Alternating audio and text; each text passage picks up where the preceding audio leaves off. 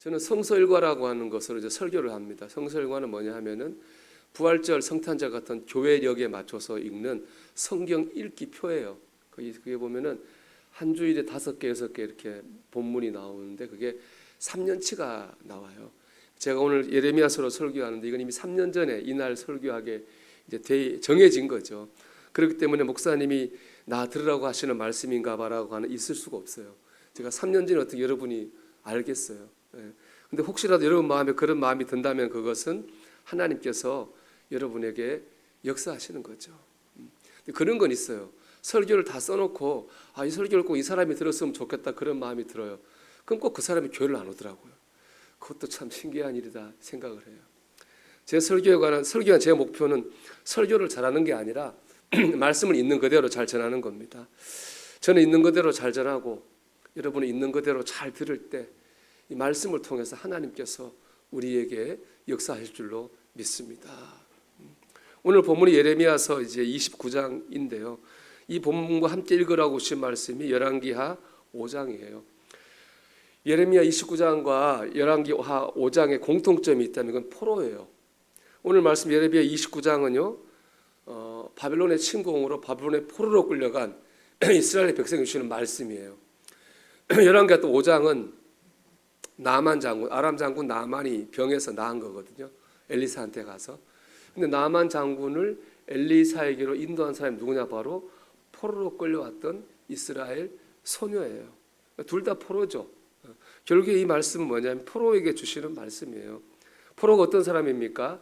내 의지와 상관없이 남의 나라에 잡혀와서 천대받는 사람, 희망 없는 삶을 사는 사람, 그런 사람이 포로죠. 포로가 되고 싶은 사람은 아무도 없습니다.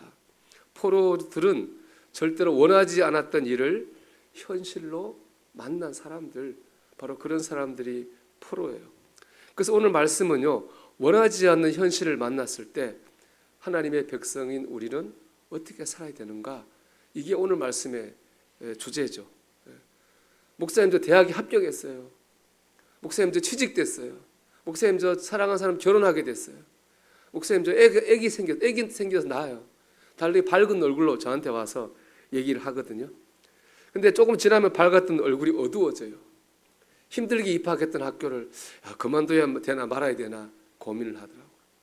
힘들게 어렵게 취직한 회사를 사표를 던져야 되나 말아야 되나 고민을 해요. 사랑하는 사람 결혼해서 좋았는데 또 살아보면 그렇지 않잖아요. 여러 문제가 생기잖아요. 고민해요. 자녀를 키우는 것도 얼마나 어렵습니까?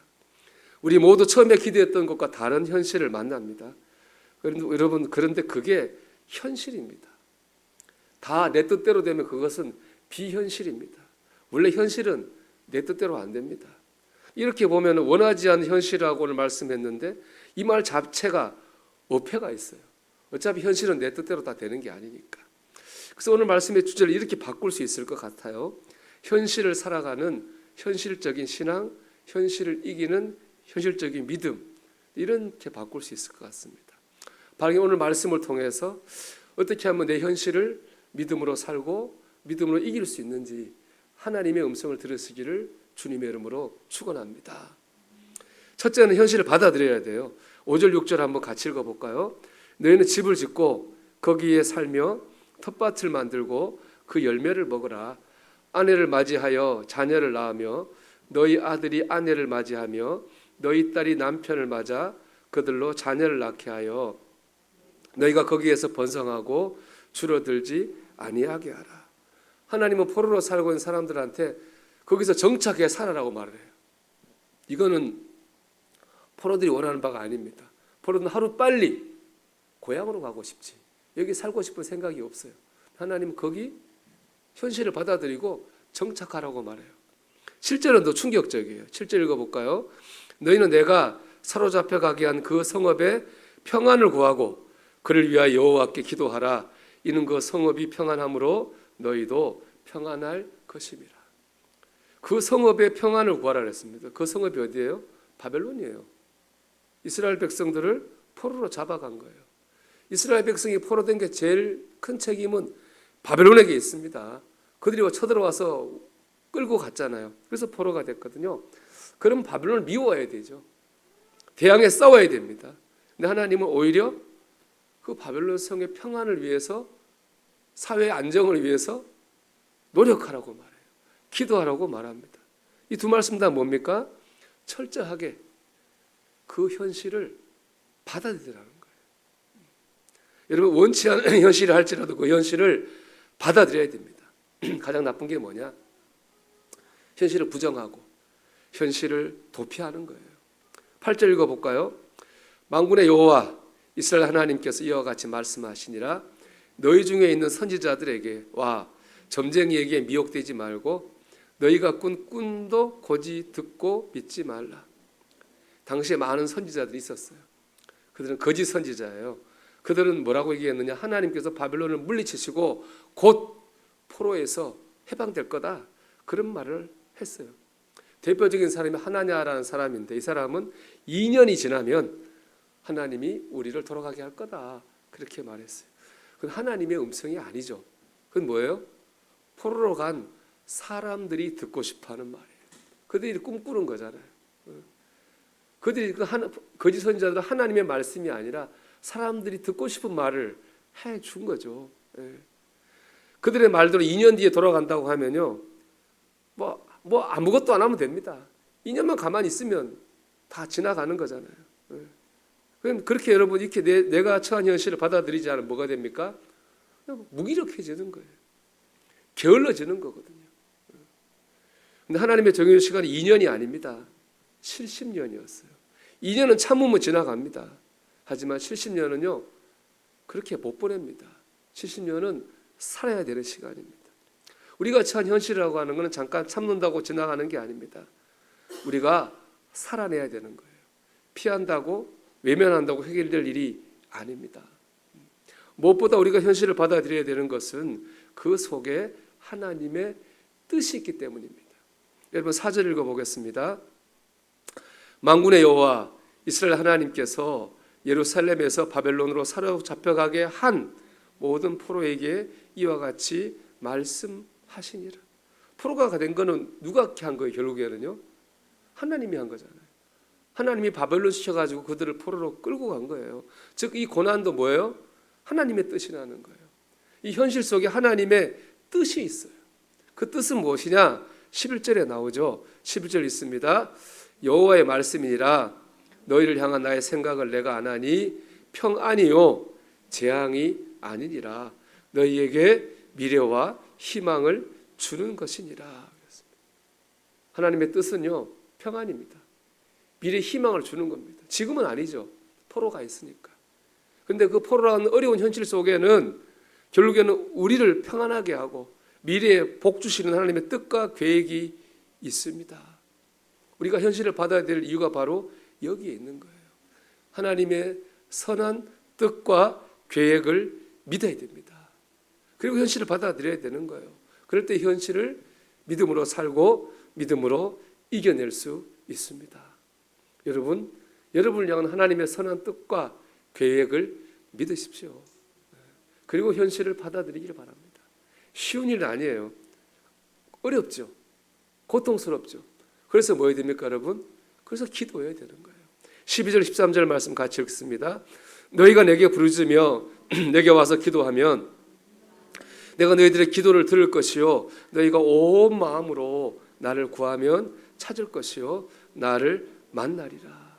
아멘. 여러분, 이 기도는요, 현실을 부정하고 도피하면서 하나님, 내가 원하는 대로 현실을 바꿔주세요, 그런 기도가 아니에요. 그런 기도는 비현실적 기도죠. 이 기도는 어떤 기도입니까? 현실을 믿음으로 받아들이는 거예요. 하나님, 이 현실 속에서 하나님의 뜻을 깨닫게 해주시고 하나님의 뜻이 이루어지게 해주세요. 이 현실을 믿음으로 살아갈 수 있도록 힘과 능력을 주세요.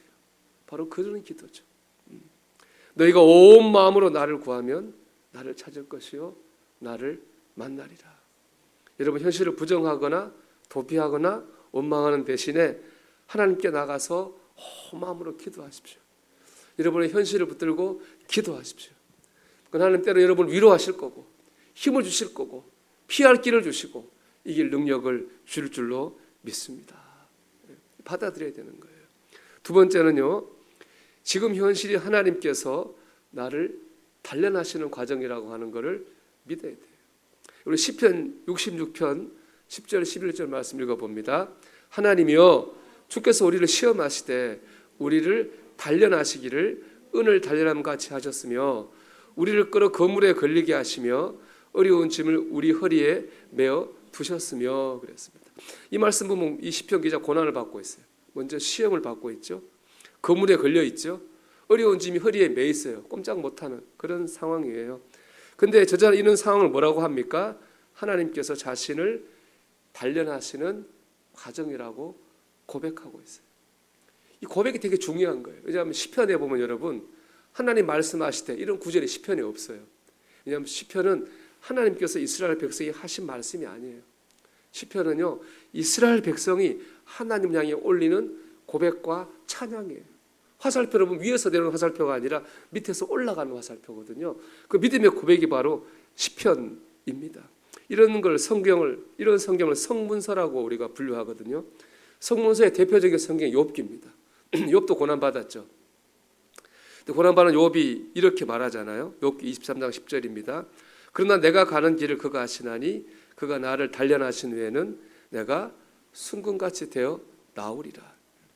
욥도 시편의 기자도 이 현실을 자기를 단련하신 하나님의 단련의 과정이다.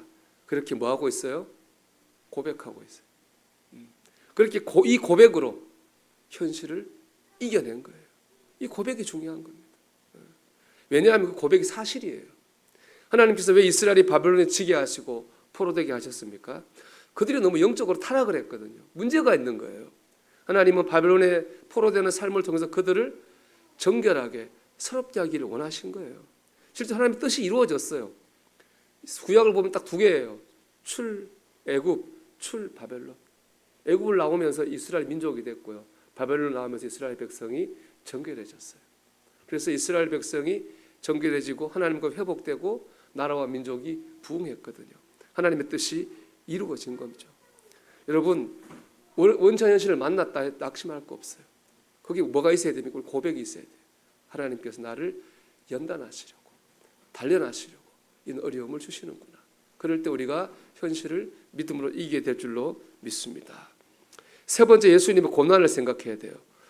디모데후서 2장 11절 12절 말씀이에요. 같이 읽어봅니다. 미쁘다 이 말이요 우리가 주와 함께 죽었으면 또한 함께 살 것이요 참으면 또한 함께 왕노릇 할 것이요 우리가 주를 부인하면 주도 우리를 부인하실 것이라 그랬습니다. 이게 뭐 우리가 주와 함께 죽었으면 주와 함께 살 것이라고 말해요. 저는 이 말을 뒤집어 와야 된다고 생각해요. 주와 함께 살 것을 기대한다면 주와 함께 죽을 것도 각오해야 되는 거예요. 주님 우리를 위해 죽으셨고 고통당하셨고 저주받으셨어요.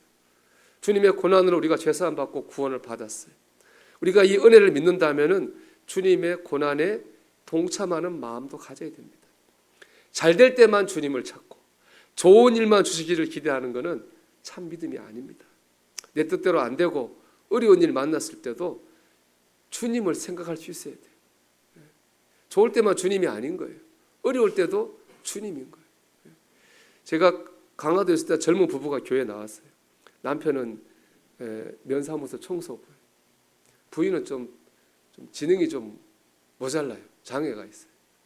가끔 교회를 안 나와요. 안 나오면 이제 신방 가면은 잘못했던 별로 안 좋게 대하는데 한 번은 갔는데 뭐 문을 닫아놓고 뭐 하도 욕을 하고 너무 모질게 대하더라고요. 제가 진짜 그 순간에 모욕감을 느꼈어요. 난 그때 이런 마음이 들었어요. 난 대학원도 나왔는데 저 사람들은 초등학교도 못 나왔는데 내가 저런 사람들에게 이렇게 모욕과 멸시를 받아야 되나? 내가 이렇게까지 사역을 해야 되나? 그런 생각이 들더라고요 그때. 내가 진짜 그때 20대 제가 중반인데 그런 생각이 들었어요. 이제 내려오는데 갑자기 십자가에 못 박히신 예수님이 떠올랐어요. 그러니까 제가 주님 마음을 아프게 했던 일들이 좀 생각이 나더라고요. 그 순간 제 마음이 이제 제 안에 모욕과 수치 이런 마음이 있었잖아요. 그러니까 주님이 저 때문에 받았던 그런 마음들과 이렇게 겹쳐지더라고요. 그래서 저 때문에 주님이 얼마나 마음이 아프셨을까 그런 생각이 그 순간에 깨달아졌어요. 그러면서 감사했습니다. 그날 제가 당한 뭐 그런 봉변이라고 하는 거는 주님이 저 때에 당했던 모욕과 수치에 비하면은 뭐 천만 분의 1도 안 되지만 제가 그래도 하나님 일을 하다 보니까 그런 주님의 그 아픔을 조금이라도 느낄 수 있잖아요. 참 감사했어요. 여러분 어렵고 속상한 일을 만났습니까? 이렇게 생각하면 좋을 것 같아요. 내가 주님의 고난에 동참한다. 주님과 함께 살려면 죽는 것도 각오해야죠. 그런 사람에게 하나님이 약속하신 게 디모데후서 2장 11절 15절의 말씀이라고 생각해. 다시 읽어볼까요? 우리가 주와 함께 죽었으면 또한 함께 살 것이요 참으면 또한 함께 왕노릇할 것이요 아멘. 여러분 어려움 앞에서 주님을 생각할 수 있기를 주의 이름으로 축복합니다. 네 번째, 고난 속에서도 사명의 끈을 놓지 말아야 돼요. 열왕기하 5장에 나온 소녀는 전쟁 중에 아람과 이스라엘 전쟁 중에 아람으로 잡혀가서 아람 장관 나아만 부인의 몸종이 됐어요. 억울하죠. 나라가 힘이 없어 끌려갔고 하필 수많은 사람들이 자기가 잡혀갔잖아요. 내가 힘이 없어서 하필 왜 나지? 정말 원망할 일이 천지예요, 천지. 근데 이제 자기 주인 나만이 아플 때 그 소녀는 그 와중에 나만 장군한테 하나님의 사람 엘리사에게 가보시면 하나님께서 고쳐주실 겁니다. 전도했어요. 그래서 나만이 가서 살고 하나님을 믿게 된 거예요. 여러분 세상적으로 잘되고 잘 나가야지만이 복음을 전할 수 있는 것이 아닙니다. 절대로 아닙니다. 제가 예전에 목회하던 교회 집사님이 있는데 남편이 다른 여자하고 불륜에 도망갔어요. 애가 5인데 마지막 애가 깐난쟁이거든요. 어렵죠. 뭐 너무너무 어렵죠. 그래서 5애를 책임져야 되는데 학교 식당에서 일하면서 허술한 집에서 5애를 키웠어요. 그 집사님 그 동네에서 제일 불행한 사람이었어요. 제가 그 동네 전도를 하러 갔거든요. 근데 잊을 수 없는 일이 있었어요. 어떤 분이 그래요. 목사님, 내가 저 집 엄마 같으면은 그 애기 엄마 같으면 난 하나님 믿겠다고 그러더라. 그 애기 엄마가 제일 불행한 그 집사님이에요. 저 사람 보면 내가 하나님 믿겠다고 그러더라. 그게 뭐냐? 그분이 그 어려운데 믿음으로 이겨내는 거예요. 매일 새벽 나와 새벽 예배 드리고 저녁마다 애들 다 모아놓고 가정 예배 드리고 늘 믿음으로 씩씩하게 그 어려움 당하면 뭐 우울할 것 같은데 씩씩하게 밝게 살려고 노력해요. 그 모습이 그 동네 분들에게 영적인 울림을 준 거죠. 저 사람 제 의기에만 같으면 나도 예수 믿겠다. 제가 참 그 말 들었을 때 그 감동이 아직 생각납니다. 여러분 어렵다고 복음 못 전하는 거 아닙니다. 힘든 환경이라고 하나님 영광 못 드러내는 것도 아닙니다. 어렵고 힘든 현실을 만나도 믿음으로 살며 그 모습이 사람들에게 영적인 울림을 줍니다. 하나님의 영광을 드러내고요. 복음을 전합니다. 사명의 끈만 놓지 않으면 됩니다. 내가 하나님 영광을 드러내는 삶을 살아야지. 내 삶을 통해 주님의 복음을 전해야지. 이 사명의 끈을 놓지 않는다면 어떤 상황 속에서도 우리 하나님의 영광을 드러낼 수 있고 복음 전하는 사명자의 삶을 살게 될 줄 믿습니다. 또 그런 중심을 붙들 때 그 어려움도 씩씩하게 이겨내는 거죠. 마지막으로 일상을 믿음으로 살아야 됩니다. 유진 피터슨 목사님이 쓴 다윗 현실 세계에 뿌리 박은 영성이라는 책이 있어요. 다윗을 모델로 현실을 살아가는 영성에 대해서 말하는 책인데요. 저는 그 모델을 현실 세계를 살아가는 영성의 모델로 다윗을 정한 걸 참 잘했다고 생각해요. 왜냐하면은 다윗을 보면요, 여러분 보십시오. 다윗이 일생 동안 한 번도 뭐 기적이라든지 신비한 일을 체험한 적이 없어요. 다윗이 이스라엘에서 가장 위대한 왕이잖아요. 하나님께서 너 내 마음에 합당하다 할 정도로 칭찬도 받았으니까 다윗이 뭔가 많은 걸 체험했을 거라고 우리가 생각하기 쉬운데 실은 전혀 그렇지 않아요. 다윗은 환상을 한 번 적도 없어요. 심지어 흔한 꿈 한 번도, 신기한 꿈 한 번도 꾼 적이 없어요. 이걸 보면 여기 보면 우리하고 다윗이 사실 비슷하죠. 다윗이 하나님의 능력을 체험하고 승리했던 건 다른 게 아니라 그의 믿음 때문에 그래요. 비록 다윗은 신기한 체험을 하지는 못했지만 믿음이 좋았어요.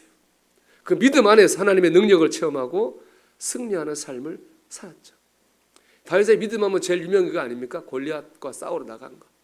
모든 사람들이 무서워 덜덜 떨고 있을 때 다윗은 믿음으로 용기를 내가지고 골리앗 싸워 나가서 이겼잖아요. 근데 중요한 건 이제 이거예요. 그 믿음이, 골리앗과 싸운 그 믿음이 한 번에 생긴 것이 아니라는 겁니다. 사무엘상 17장 보면 골리앗과 다윗이 싸우러 나가려고 그러니까 사울왕이 말립니다. 보니까 뭐 도저히 골리앗과 상대가 안 되니까 말려요. 뭐 나가지 말라고 말려요. 그때 다윗이 자기가 양칠 때 경험을 말합니다. 사무엘상 17장 34절 36절 같이 읽어봅니다. 다윗이 사울에게 말하되 주의 종이 아버지의 양을 지킬 때에 사자나 곰이 와서 양떼에서 새끼를 물어가면 내가 따라가서 그것을 치고 그 입에서 새끼를 건져내었고 그것이 일어나 나를 해하고자 하면 내가 그 수염을 잡고 그것을 쳐 죽였나이다. 주의 종이 사자와 곰도 쳤은즉 살아계신 하나님의 군대를 모욕한 이 할례받지 않은 블레셋 사람이리까 그가 그 짐승의 하나와 같이 되리이다 그랬습니다. 즉 골리앗을 이긴 다윗의 믿음은요, 목동으로서 날마다 양을 치는 일상의 삶에서 생겨났어요. 거기서 자라납니다. 자라난 거예요. 일상에서 목동으로서 양을 치기 위해서 맹수를 대적하는 과정을 믿음으로 살다 보니까 골리앗과 같은 큰 적과도 싸울 수 있는 믿음을 가지게 된 겁니다. 여러분, 믿음은 어느 한순간에 생겨나고 자라나지 않아요. 일상을 믿음으로 살아가는 과정을 통해서 생겨나고 자라나는 거예요. 그러니까 우리는 일상을 믿음으로 살아야 돼요. 나중에 지금 해야 되는 거예요. 오늘 내가 할 수 있는 일을 해야 되는 거예요. 항상 기뻐하라, 쉬지 말고 기도하라, 범사에 감사하라. 내일 하라는 게 아니잖아요.